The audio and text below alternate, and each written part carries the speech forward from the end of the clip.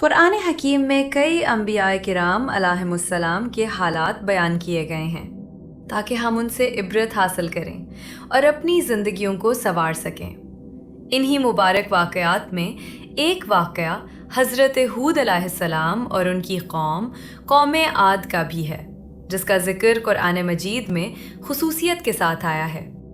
اللہ تعالیٰ ارشاد فرماتا ہے، وَاذْكُرْ أَخَا عَادٍ إِذْ أَنذَرَ قَوْمَهُ بِالْأَحْقَافِ، یعنی اور عاد کے بھائی کا ذکر کرو جب انہوں نے اپنی قوم کو وادی احقاف میں ڈرایا۔ حضرت ہود علیہ السلام عرب کے ایک قدیم قبیلے عاد سے تعلق رکھتے تھے۔ ان کی قوم کا مقام قیام یمن اور عمان کے درمیان وادی احقاف تھا، جو سمندر کے کنارے ایک وسیع ریگستان پر مشتمل تھا، جہاں اونچے اونچے ریت کے ٹلے اور بلند پہاڑ موجود تھے۔ قوم عاد ایک غیر معمولی قوم تھی۔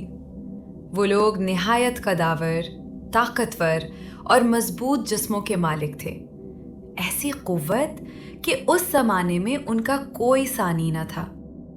اپنی جسمانی طاقت پر فخر کرتے ہوئے انہوں نے پہاڑوں کو تراش کر شاندار محلات اور قصر تعمیر کیے اور سرزمین احقاف کو خوبصورت باغات سے آراستہ کیا۔ مگر نعمتوں کی کثرت نے ان کے دلوں میں غرور اور تکبر بھر دیا۔ وہ راہ ایمان سے دور ہو گئے اور ظلم و فجور ان کی زندگیوں پر چھا گیا۔ اسی ماحول میں اللہ تعالیٰ نے حضرت ہود علیہ السلام کو ان کی ہدایت کے لیے مبعوث فرمایا۔ آپ نے نہایت نرمی اور خیر خواہی کے ساتھ فرمایا، اے میری قوم، اللہ کی عبادت کرو، اس کے سوا تمہارا کوئی معبود نہیں۔ میں تمہارے لیے ڈرانے والا اور خوشخبری دینے والا ہوں۔ آپ نے واضح اعلان کیا، میں تم سے کوئی اجر نہیں مانگتا، میرا اجر تو صرف اللہ کے ذمے ہے۔ لیکن افسوس، قوم عاد نے اس مخلصانہ دعوت کو رد کر دیا۔ انہوں نے کہا، یہ تو پچھلوں کی کہانیاں ہیں، تم ہمیں ہمارے معبودوں سے ہٹانا چاہتے ہو۔ انہوں نے گستاخی کے ساتھ مطالبہ کیا، اگر تم سچے ہو تو وہ عذاب لے آؤ جس کا وعدہ کرتے ہو۔ حضرت ہود علیہ السلام نے بار بار نصیحت کی، مگر وہ قوم عناد اور تکبر سے باز نہ آئی۔ اللہ تعالیٰ نے ان پر وعید نازل فرمائی۔